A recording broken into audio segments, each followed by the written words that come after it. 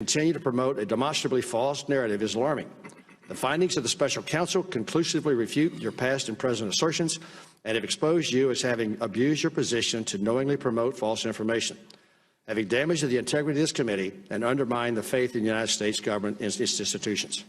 Your actions, both past and present, are incompatible with your duty as chairman of this committee, which alone in the House of Representatives has the obligation and authority to provide effective oversight of the U.S. intelligence community.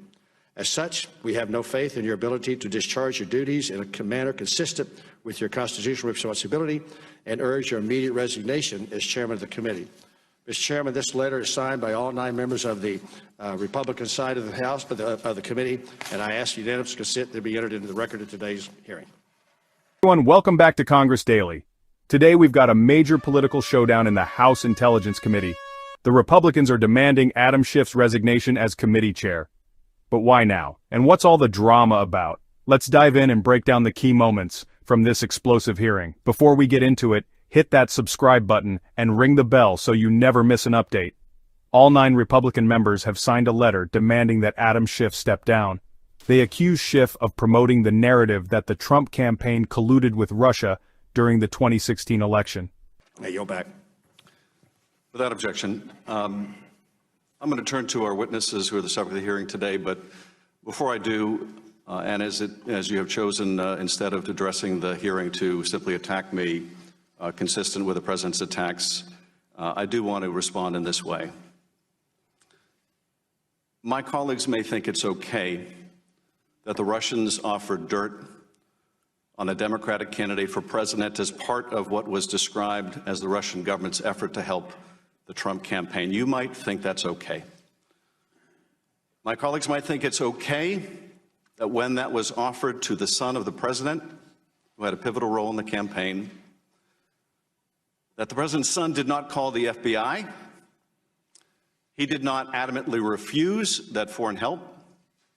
No, instead, that son said that he would love the help of the Russians. You might think it's okay that he took that meeting. You might think it's okay that Paul Manafort, the campaign chair, someone with great experience in running campaigns, also took that meeting. You might think it's okay that the president's son-in-law also took that meeting. You might think it's okay that they concealed it from the public. You might think it's okay that their only disappointment after that meeting was that the dirt they received on Hillary Clinton wasn't better. You might think that's okay. You might think it's okay that when it was discovered a year later that they lied about that meeting and said it was about adoptions. You might think it's okay that the president is reported to have helped dictate that lie. You might think that's okay. I don't.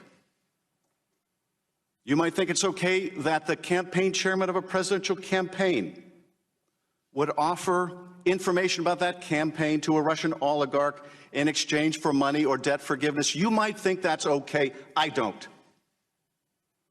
You might think it's okay that that campaign chairman offered polling data, campaign polling data to someone linked to Russian intelligence. I don't think that's okay. Despite the Mueller report clearing Trump, Schiff has kept pushing this narrative. Republicans argue that Schiff's actions have undermined the committee's integrity. They're accusing him of abusing his position to promote false information. Congressman Conaway from Texas is leading the charge against Schiff. Conaway called out Schiff for ignoring the Mueller report findings, yet Schiff still refuses to let go of the narrative that the Trump campaign was involved in a Russia plot. Republicans believe Schiff's narrative could damage public trust in U.S. institutions. They see this as a major problem, especially since Schiff holds a position of power on the Intelligence Committee. This push for his resignation is about maintaining the committee's credibility. To conceal it from the public. I don't think it's okay that he advocated a new and more favorable policy towards the Russians, even as he was seeking the Russians' help, the Kremlin's help to make money. I don't think it's okay that his attorney lied to our committee. There's a different word for that than collusion, and it's called compromise. And that is the subject of our hearing today. Mr. Ambassador, you are recognized for your opening statement. I will not yield. Mr. Ambassador, Well, gentlemen, yield because you just made some things about all of us that I think we all should get the opportunity to respond to. If you're going to say we think, you ought to allow us to speak of what we think. You can use your 5 minutes to speak. You attacked me in your opening statement, and I respect I have not had an opportunity to respond at all, especially